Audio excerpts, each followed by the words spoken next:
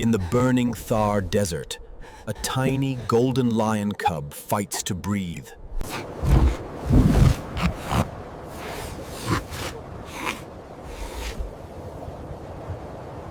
But help arrives from above.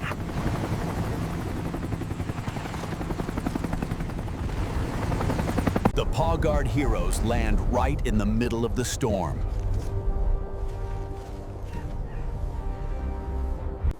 They dig with their bare hands, refusing to lose him.